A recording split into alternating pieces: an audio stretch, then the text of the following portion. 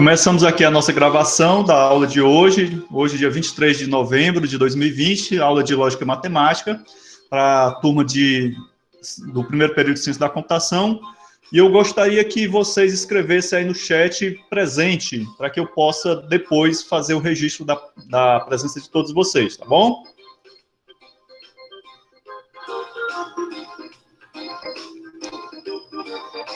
Show, presente, vamos lá.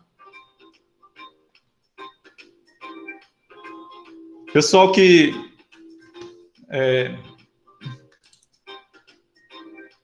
vão entrando aí no Kahoot. Tá aparecendo para todo mundo a tela? Ó, já temos 18 participantes, 19. Beleza.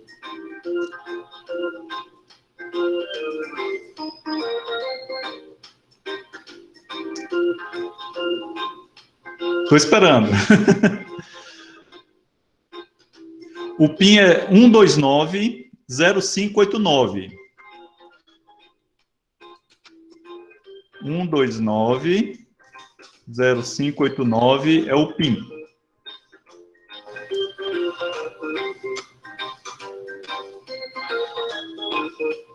Quem ainda não respondeu presente aí no chat, por favor, responda presente para a gente poder ter o registro da frequência de vocês. Beleza?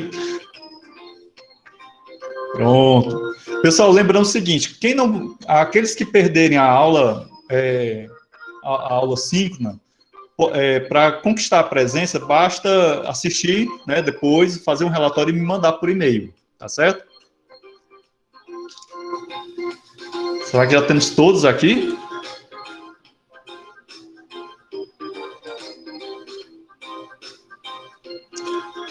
Tá faltando alguém entrar na brincadeira?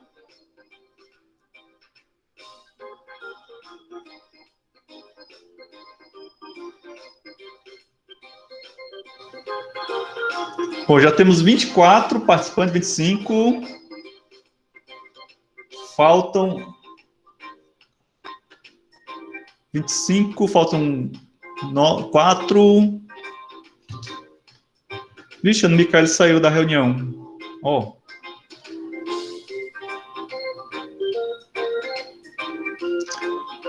Podemos começar? Bom, o pessoal que entrar depois, né, não tem problema, pode... A gente coloca no chat de novo o PIN, né? Bom, vamos começar, né, gente? Porque o tempo já avança. Vamos lá, introdução à lógica proposicional. Preparem-se. Primeiro um quiz. São componentes básicos de praticamente todo sistema lógico. Essa pergunta, ela é importantíssima. Linguagem, mecanismo de verificação de validade e sistema de dedução. Fórmulas, sentenças e operadores.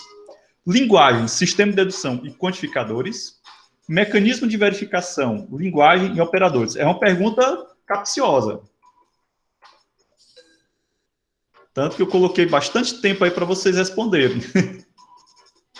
Certo?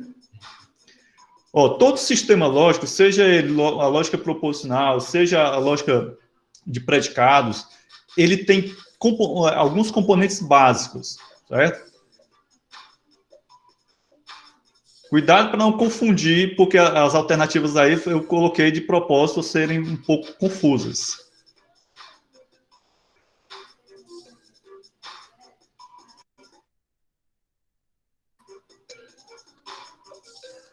Vamos ver aqui. Olha aí, muito bem. Gente, seguinte, ó. Todo sistema lógico, né, ele é composto por uma linguagem. A primeira coisa que você precisa compreender, que todo sistema lógico tem uma linguagem.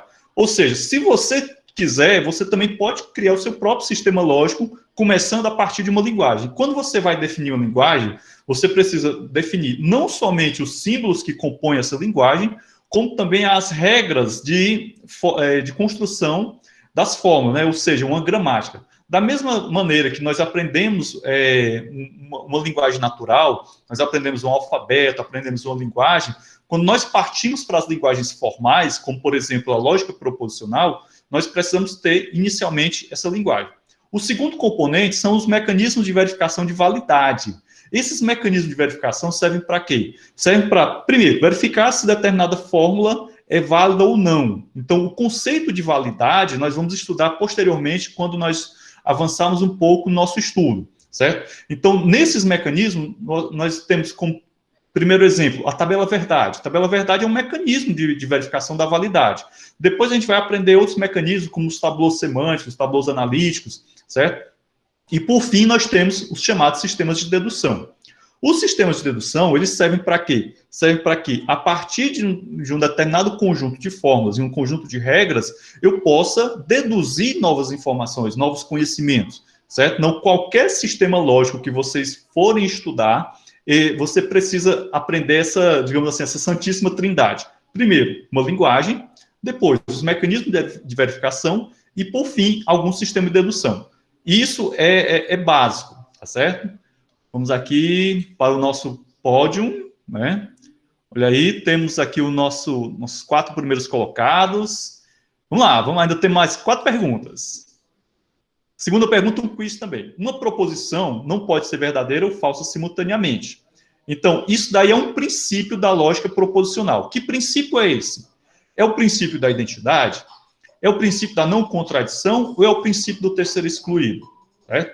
Vejam bem, eu estou afirmando que uma proposição ela não pode ser verdadeira e falsa simultaneamente. Isso daí é um dos princípios fundamentais da lógica proposicional, certo? Aliás, da lógica clássica até, certo? Então, qual desses 3 princípios?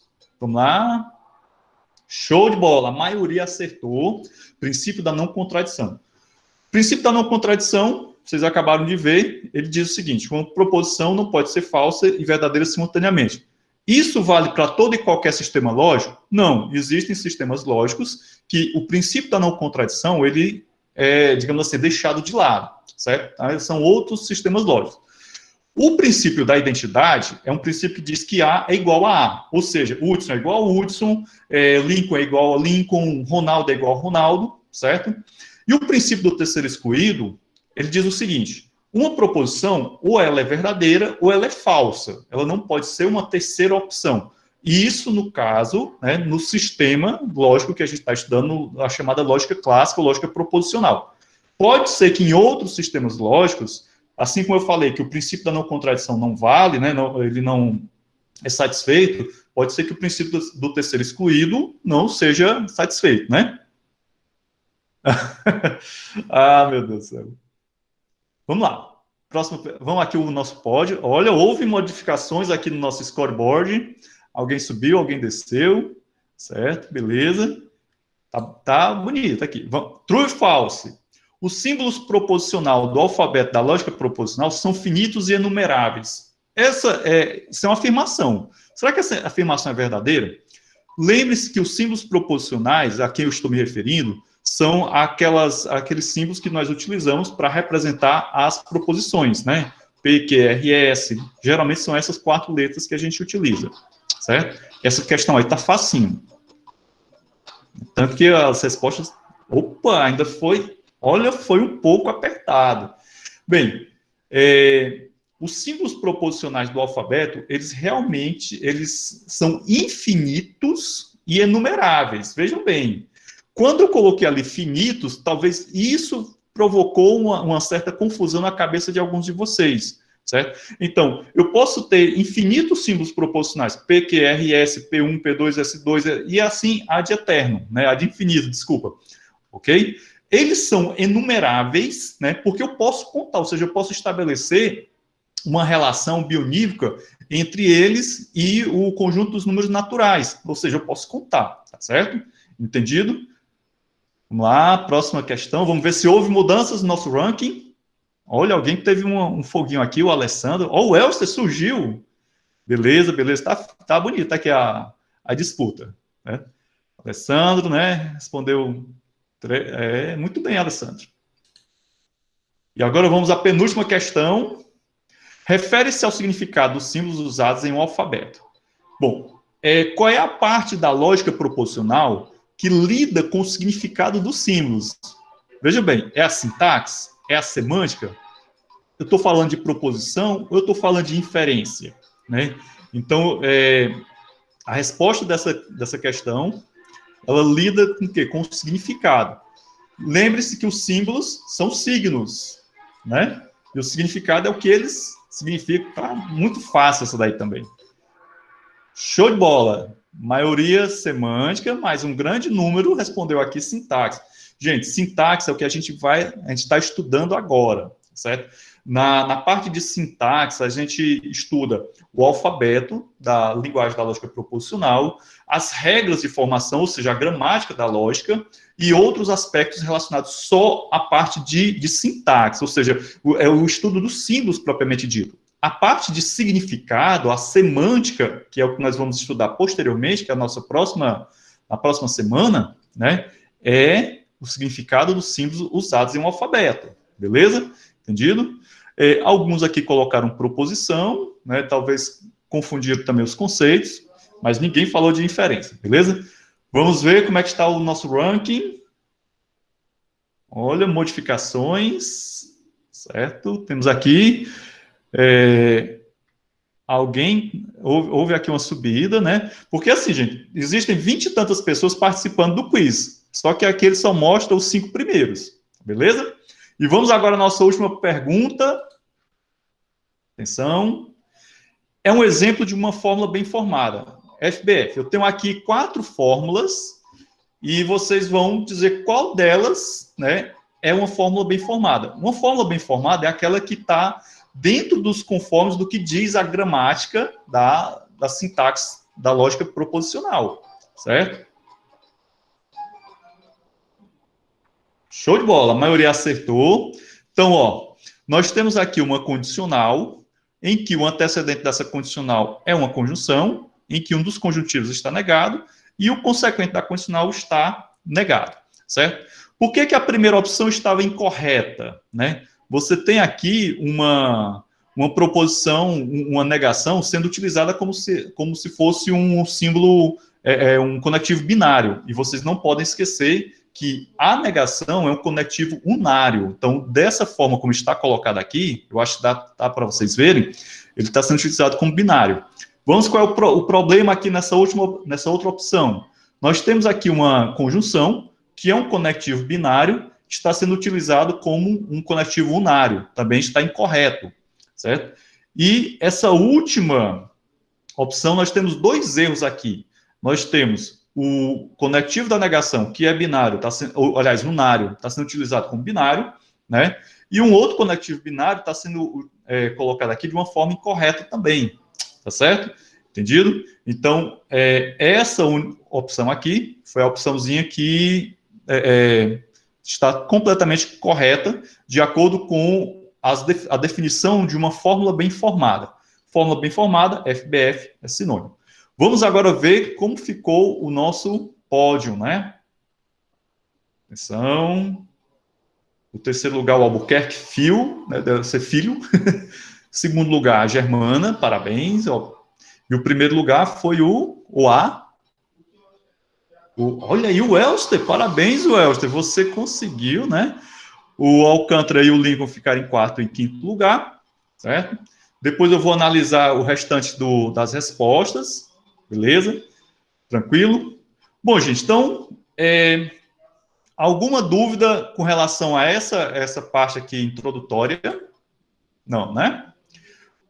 Ó, todas as questões foram respondidas corretamente, né, pela maioria dos jogadores, né? Não teve nenhuma questão com grande dificuldade, certo? Turminha, deixa eu encerrar aqui a apresentação. Beleza? Parabéns para o Elcio, que ficou em primeiro lugar no pódio. E, seguinte, o Kahoot, ele me fornece um formuláriozinho, né, aliás, um relatório bem interessante, que ele me diz quais foram as questões, ou a questão que foi mais, digamos assim, teve o índice de acerto mais baixo, certo? Então, essas questões Muito provavelmente eu vou trabalhar com elas nas avaliações que eu vou ainda criar lá no sistema acadêmico, isso cenas do próximo capítulo. Beleza? Bom, gente, deixa eu encerrar aqui o Kahoot, certo? E aproveitar aqui os últimos momentos aqui da nossa aula para a gente fazer uma revisão desse primeiro momento aqui sobre a lógica proposicional, certo? Bem, nós vamos nos estender um pouquinho a nossa aula de hoje, que a gente consumiu um tempo considerável no primeiro tempo com aquela história do sorteio que não dava certo, né? Mas eu preciso rever com vocês alguns detalhezinhos aqui. Gente, presta atenção aqui. Seguinte, nós começamos agora o nosso estudo da lógica proposicional. Então, como vocês viram lá no quiz, todo sistema lógico ele é composto de uma linguagem, né, métodos de verificação, né, que produzem e verificam as fórmulas, e sistemas de dedução. Então, nós começamos, que ponto? Onde é que nós estamos? Nós estamos nesse ponto aqui, né, na especificação de uma linguagem. Vocês devem ter visto lá na nossa videoaula, né, na pré-aula, que a linguagem da lógica proposicional, ela tem um alfabeto, né? Esse alfabeto é composto pelos símbolos proposicionais, pelos conectivos lógicos, pelos símbolos de verdade, né? Quando a gente fala de símbolos de verdade, é interessante fazer uma pequena ressalva. Alguns autores utilizam como símbolo de verdade essas constantes aqui, né? Esse símbolozinho e esse outro aqui, certo? Esse símbolo é chamado de falsum, certo? E esse outro aqui é o verum, ok? Acho que é verum com N ou é com M, não estou lembrado direito. Mas isso daí depende de autor para autor. Esses símbolos podem ser encarados também como constantes, né? A constante que é sempre verdade, a constante que é sempre falso, tá certo? Alguns autores não mencionam eles, tá bom? Então, quando fala sobre o alfabeto da linguagem da lógica proposicional, tá bom?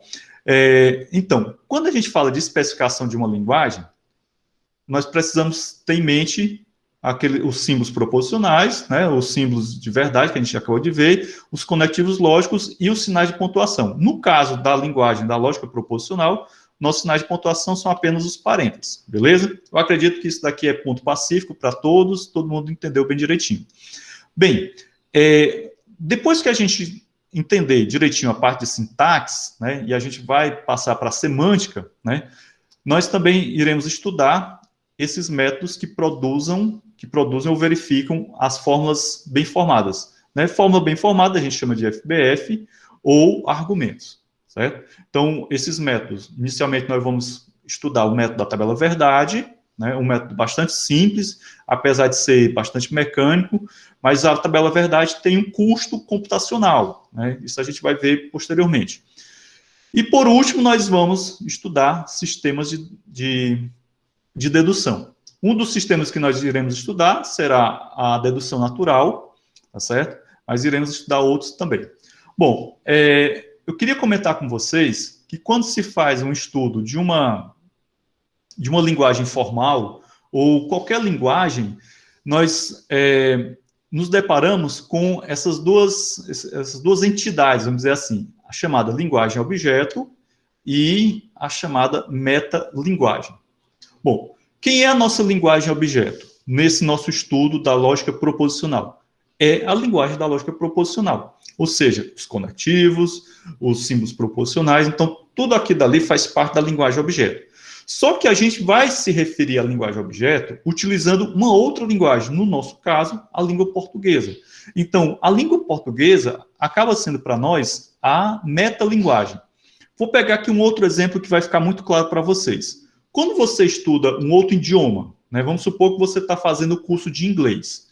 Então, a linguagem-objeto que você está estudando é o inglês, mas a metalinguagem, né, acaba sendo o português. Ou seja, se você está estudando inglês e você vê a seguinte frase, I love Sobral, né?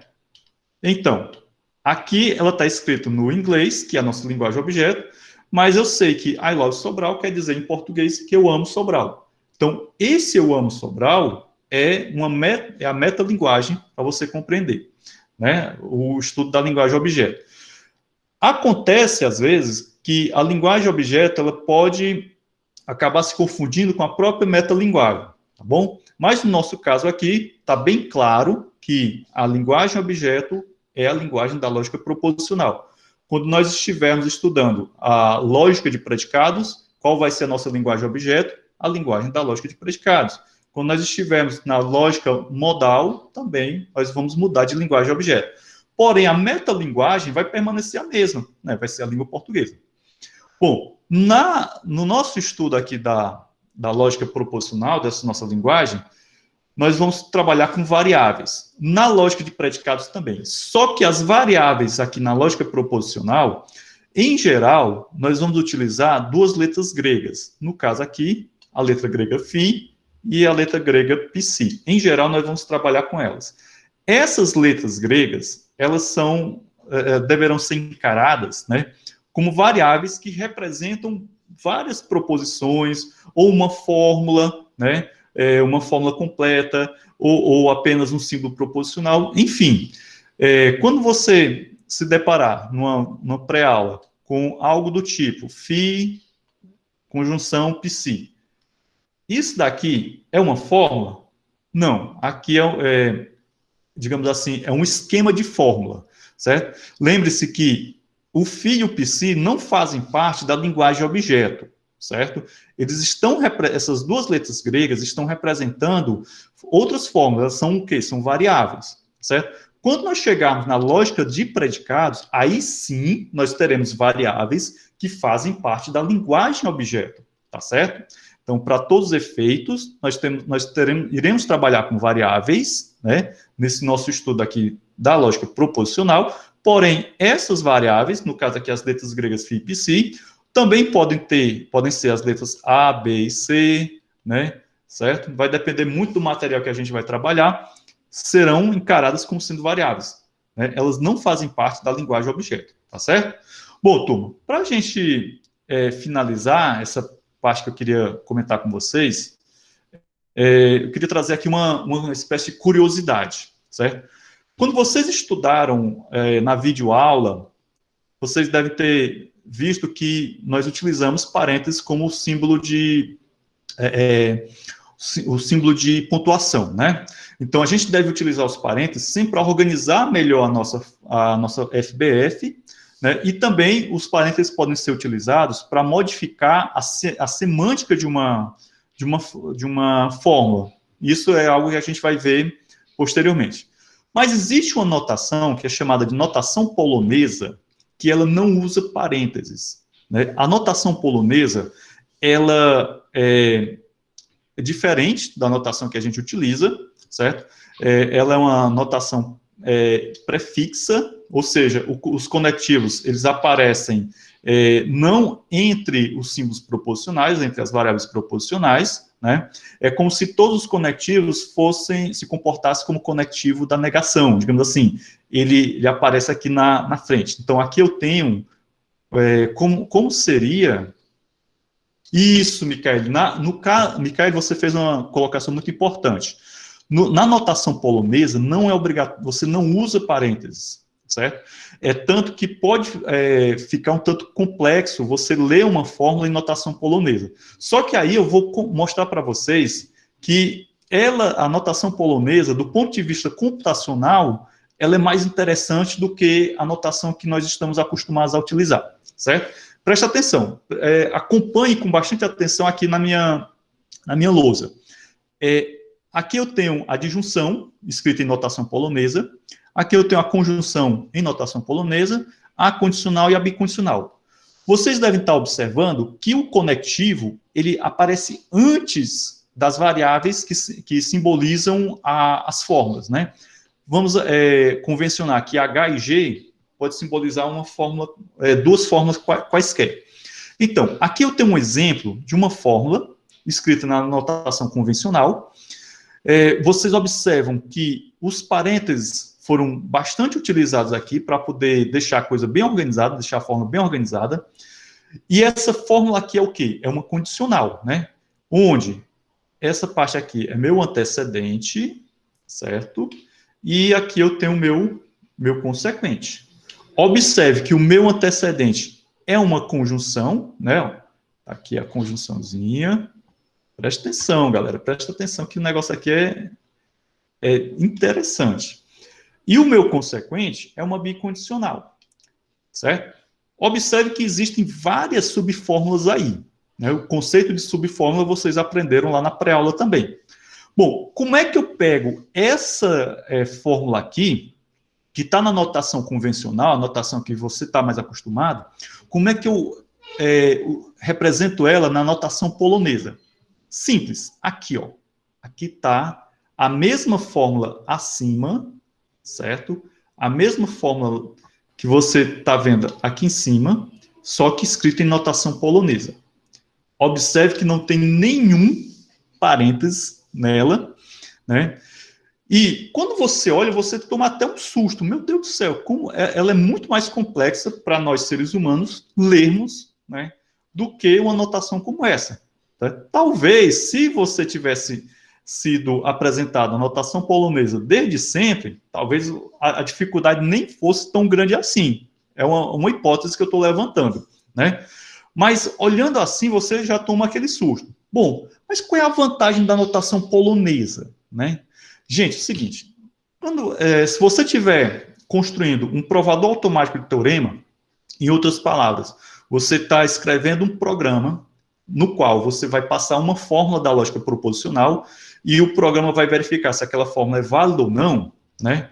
Muito provavelmente você precisará se valer da notação polonesa. Por quê? Você vai já entender, certo? Seguinte, essa notação polonesa, ela é muito mais fácil de você representar numa estrutura que nós conhecemos na computação como árvore, certo? Então, vocês serão apresentados a várias árvores ao longo do curso, né? Principalmente quando você chegar em estrutura de dados, vocês vão conhecer alguns tipos de árvores, em outras disciplinas vai ter mais ainda, então vai chegar um momento que você vai achar que está num curso de engenharia florestal, de tanta árvore que você vai conhecer, tá bom? Bem, mas vamos lá, vamos avançar um pouquinho aqui mais na nossa explicação. Quando a gente fala de árvore, eu posso realizar buscas nessas árvores. Então, só adiantando algo que vocês vão ver só mais no futuro. Essas buscas, basicamente, elas podem ser classificadas em dois tipos: busca em profundidade e busca em largura. Então, aqui eu tenho uma árvore, certo? Aqui eu tenho uma árvore, aqui é a raiz da minha árvore, né? O meu nó raiz. Cada bolinha dessa daqui é um nó, só que os nós, eu tenho apenas um nó raiz e tenho vários nós folha. Esse nozinho aqui é um nó folha. Esses outros nós que eu tenho aqui são nós folha também, certo? Entendido? Então, um nó folha é aquele que não tem nada depois dele, tá certo? Então, cada nozinho desse daqui vai representar um conectivo lá da fórmula que a gente está trabalhando, tá certo? Bem, o que é uma busca em profundidade? Uma busca em profundidade, ela acontece da seguinte maneira. Deixa eu mudar aqui a cor da canetinha. A busca em profundidade, ela começa do nó raiz e vai descendo até atingir a profundidade máxima da árvore. Quando ela atinge a profundidade, o que é que ela vai fazer? Ela vai voltar para o primeiro nó que tem uma bifurcação para ir à próxima profundidade. E assim, ele vai percorrendo a árvore até chegar em cada uma das profundidades. Ou seja, até chegar nos nós folha, que são os nós mais profundos. Na busca em largura, o que é que acontece? Eu percorro a minha árvore a partir das larguras, ou seja, eu percorro esse nível aqui, depois eu percorro esse outro nível aqui, e por fim eu percorro esse último nível aqui, certo?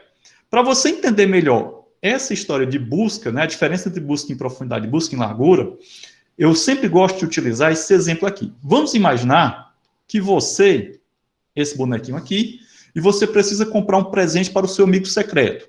Você tem duas lojas, a loja A e a loja B. Se você realizar uma busca em profundidade, o que é que você vai fazer?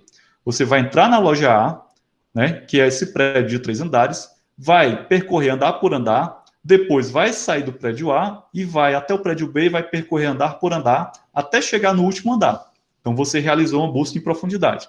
Se você fosse fazer uma busca em largura, o que você faria? Você iria no prédio A, percorreria o primeiro andar, depois, não sei como, você iria para o primeiro andar do prédio B, depois voltaria para o segundo andar do prédio A, passaria para o segundo andar do prédio B e assim sucessivamente. Ou seja, você vai percorrendo, né, andar por andar, né, dos dois prédios simultaneamente. Bom, quando você utiliza... Aí, onde é que eu estou querendo chegar? Eu vou mostrar agora para vocês como é que nós podemos pegar uma fórmula que é escrita em notação polonesa, transformá-la numa árvore que poderá ser percorrida por um algoritmo, certo?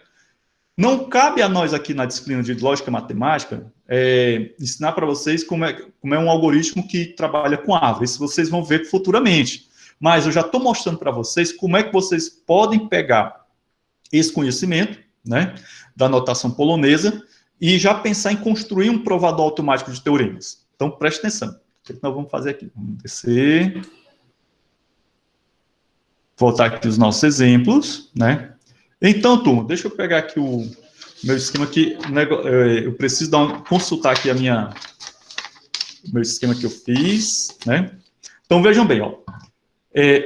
Essas duas fórmulas aqui, elas são iguais, são a mesma fórmula, só que uma está na notação convencional e outra na notação polonesa. Observem aqui. Uma árvore, como é que eu vou representar uma árvore numa estrutura de dados?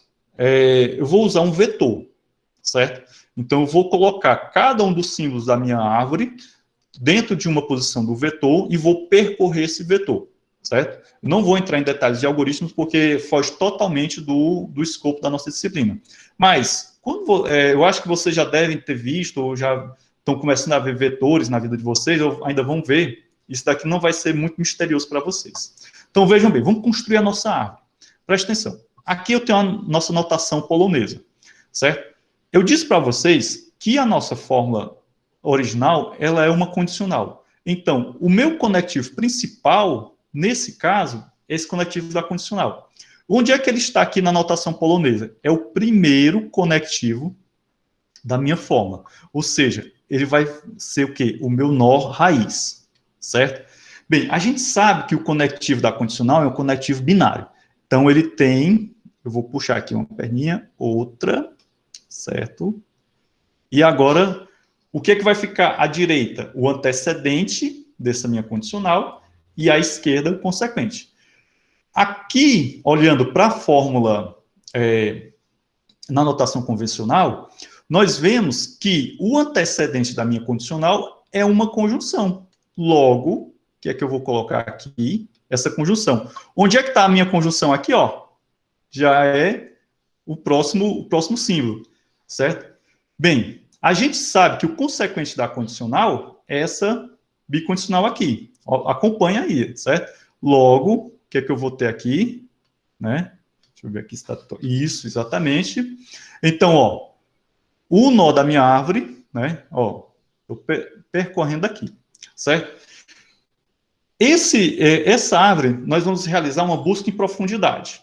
Então, vejam bem, nessa minha conjunção aqui, certo? Nessa minha conjunção, eu vou ter um lado para cá, né? E esse outro lado. Esse lado aqui, o lado esquerdo e o lado direito da minha conjunção. Da mesma forma que essa minha bicondicional, eu vou ter um lado esquerdo e um lado direito. Então, o que é que vai acontecer aqui? Essa minha conjunção, como ela é um conectivo binário, a minha árvore, né, abre aqui dois caminhos. Então, qual é o próximo aqui? Né? Então, nós temos aqui esse lado, né? Então vai ficar assim, deixa eu ver aqui, isso, a minha condicional, né, que está do meu lado direito, e desse outro lado aqui, a minha bicondicional, certo? Bem, essa minha bicondicional que está aqui no meu consequente, ele também vai ter dois ladinhos, né? No caso aqui, deixa eu acompanhar aqui, nós vamos ter condicional, né? Ó, essa condicional aqui, e a negação. Vão acompanhando aí, turma. Certo? Negação, aliás, condicional e a negação. A negação, ele é unário. Então, eu puxo aqui um único ramo e já coloco esse R aqui. Então, uma parte da minha árvore já está concluída, certo? Mas vamos continuar aqui. Aqui eu tenho que puxar mais duas, uma bifurcação, mais outra. Vejam bem, ó, essa condicional está aqui. Essa condicional, quem é? P condicional Q, né? Então, P e Q, certo? Bom, logo em seguida, né, eu tenho, certo? Qual vai ser o outro lado aqui? Vai ser a disjunção, né? Então, vejam bem, essa bicondicional aqui, certo? Que é justamente essa, né? Onde é que ela aparece? Quem é o próximo? É o não R, né? Então, veja aqui, ó, esse não R aqui, ó, da bicondicional está aparecendo bem aqui. Então, peraí, um momentinho que eu me confundi aqui, peraí, que tem a disjunção, aliás, condicional, isso, a disjunção aqui, né? Deixa eu subir mais aqui um pouquinho a tela, um momentinho. Pronto. Deixa eu só acompanhar aqui o meu alfarrábio, pronto, SP, e esse outro lado aqui, o P, certo? Então, SPP, a disjunção, certo? Essa condicional aqui, ok? Beleza? E agora vamos para o outro lado ali, temos P e Q. Pronto, então, não está muito legal aqui o desenho da árvore, né? Mas eu acho que deu para vocês compreenderem qual é a importância da notação polonesa, certo? Então, através da notação polonesa, você pode pegar qualquer forma da lógica proposicional, colocar ela num vetor que poderá ser percorrido utilizando um algoritmo de busca em profundidade e, assim, avaliar se aquela fórmula é uma fórmula válida ou não, certo? Então, o que eu mostrei para vocês aqui é basicamente o esquema que você precisa fazer para construir um avaliador automático, um verificador automático de teoremas, certo? É algo que, num estudo mais avançado, você pode realizar, certo? Então, sem a notação polonesa, né, fica mais complicado você representar uma fórmula como essa, né, numa estrutura de dados como uma árvore. Veja que na notação convencional, certo?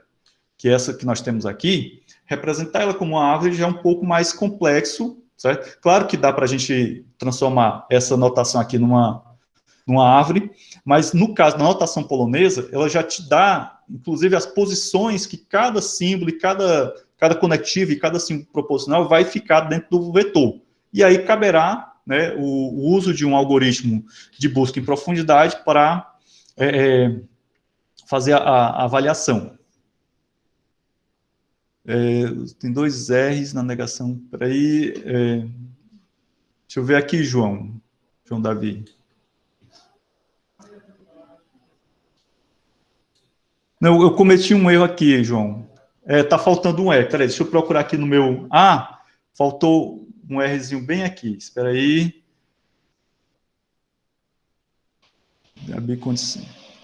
Essa árvore aqui tá errada, cara.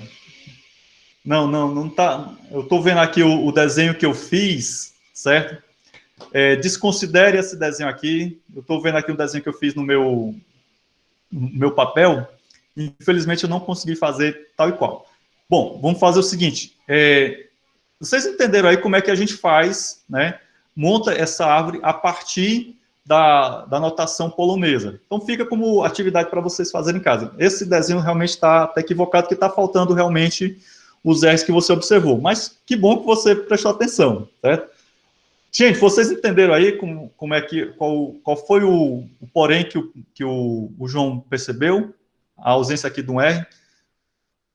Sim ou não? Bom, pergunta a voz.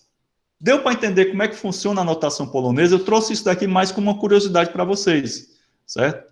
Que a notação polonesa ela é bem diferente, mas, assim, para a gente...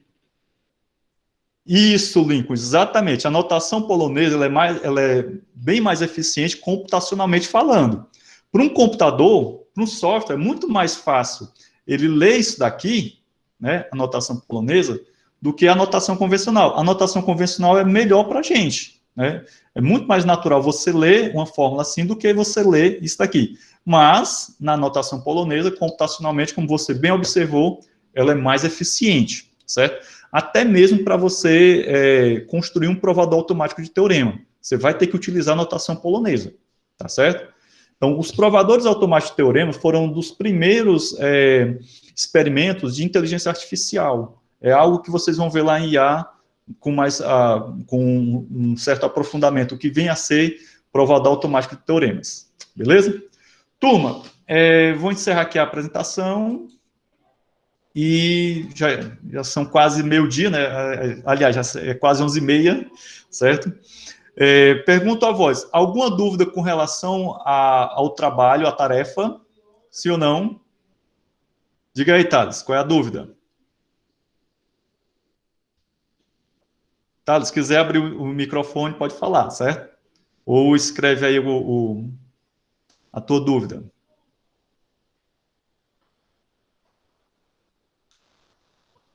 Sim ou não? Thales, caso a pessoa que você sorteou não responda, aí a pessoa vai tirar 0. Você envia para mim, né, um PDFzinho com as perguntas que você fez, né, a pessoa que você sorteou e a nota que ela obteve, que no caso vai ser 0. Certo? Quem não responder vai ficar com 0 nessa atividade, nessa tarefa. Germana, boa pergunta. É bom vocês conversarem entre si, né, até mesmo lá no sistema acadêmico, no grupo lá do WhatsApp, para saber quem tirou quem, certo? Não precisa ser segredo, né? Aquele sorteio que eu fiz era mesmo para poder fazer uma certa aleatoriedade com relação ao sorteio, né?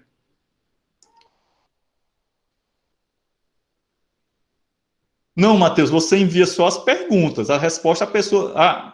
você vai enviar para mim as respostas do seu colega que respondeu, certo? Que respondeu as suas perguntas.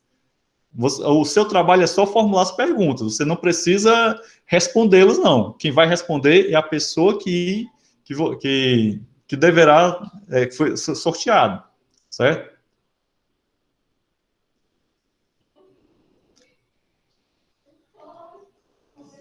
Lincoln, se não me falha a memória, é para quinta-feira. Quinta-feira até às 23h59. Beleza? Matheus, estou falando. Isso, você vai enviar para mim, Matheus, as suas perguntas, né, juntamente com o nome da pessoa que respondeu, a nota que ela tirou, de acordo com a avaliação que você fez, e as respostas que ela colocou, certo? Vamos supor, o Matheus sorteou a Mariana. A Mariana respondeu as 3 perguntas, respondeu de forma correta, a nota da Mariana é 10, né? E você coloca quais foram as respostas que a Mariana deu para cada uma das perguntas, tá certo? Nesse caso, vocês podem fazer no Word, pode fazer no... Tente fazer no LaTeX, que aí vocês vão exercitando mais. Boa pergunta, Lincoln. É bom que a pessoa responda até antes de quinta-feira, porque vocês precisam mandar para mim até quinta-feira, porque senão o sistema fecha, né? A tarefa fecha e aí não tem mais como vocês me mandarem. Se a tarefa fechar, eu vou aceitar receber as respostas pelo e-mail, mas vamos combinar o seguinte, as tarefas deverão ser enviadas pelo sistema. Se houver algum problema, é que eu vou abrir alguma exceção, né? Mas não vamos contar com exceção, não. Certo? Porque, realmente, a pessoa tem que avaliar a resposta, né? Quem estiver achando que não vai dar tempo, me avisa, porque eu posso até editar lá a tarefa e colocar um tempo maior para vocês, tá bom? De repente dá o final de semana, mas vamos tentar trabalhar com até o dia 26, tá certo? Entendido? Mais alguma dúvida? Sim ou não? Tudo ok? Qualquer coisa, pessoal, vocês entram em contato comigo pelo e-mail, pelo sistema acadêmico, certo? Pelo grupo lá do WhatsApp. O importante é que todos saibam quem deve responder, né? O Lincoln precisa saber quem para quem ele vai enviar, a Mariana precisa saber para quem ela vai enviar, o Matheus, certo? E quando a pessoa receber o link do formulário, Júlio, só se você quiser dar o presente para a pessoa que respondeu as suas perguntas. Tá certo? A história do presente fica a critério de vocês, tá bom?